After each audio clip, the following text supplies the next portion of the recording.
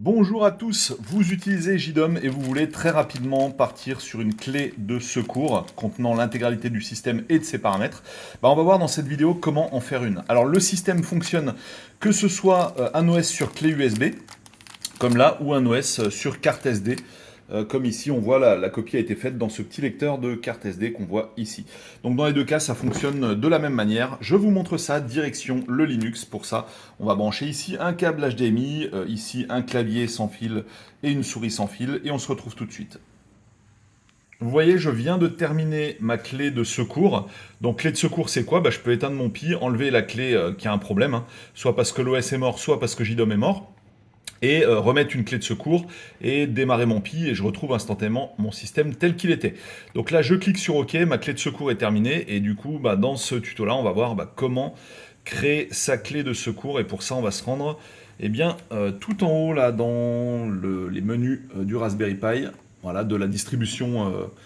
La distribution, c'est quoi? C'est Raspbian, hein, je crois. Voilà, pour Raspberry Pi pour JDOM. Et ici, on va aller dans Accessoires. Alors, vous allez voir, c'est extrêmement simple. C'est fait vraiment en quelques secondes. Alors, il y a le temps de copie de la clé, hein, mais je veux dire, lancer l'utilitaire et lancer la copie, c'est extrêmement rapide. Voilà, ça s'appelle SD Card Copier. C'est directement intégré sur Raspbian. Lorsque vous avez paramétré votre système, on va attendre que ça se charge et on se retrouve tout de suite. Voici SD Card Copier. Et là, c'est enfantin.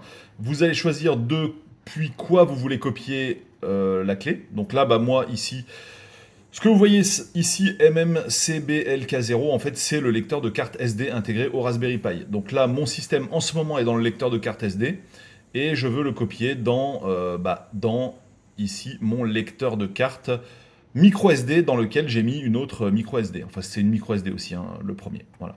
Donc je choisis ça, et puis là, je clique sur Start, et ça va tout simplement lancer la copie. Ça va m'écrabouiller complètement la micro SD qui est branchée en externe, en USB. Je vous avais montré ça tout à l'heure, voilà. Celle qui est à l'intérieur de ça, ça va me l'écraser complètement et me mettre l'ASD interne au Pi. Ça va me faire une copie directe, une copie à l'identique, et ça me permettra ici de me préparer toutes ces clés de secours que vous voyez là. Voilà, j'en ai plusieurs, hein, donc je peux tourner sur plusieurs clés. Donc ça contient l'OS et les paramètres, et ça permet de redémarrer directement à partir d'un OS qui est viable. Forcément, vous n'allez pas faire une copie si l'OS pose problème. Donc c'est quelque chose qu'il faut faire, là, cette fameuse copie de sauvegarde. Dès que vous avez le JDOM fonctionnel, votre système fonctionnel et tout, vous créez direct une clé de secours.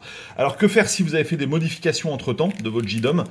C'est simple, hein, vous allez dans l'interface de JDOM et vous restaurez votre sauvegarde.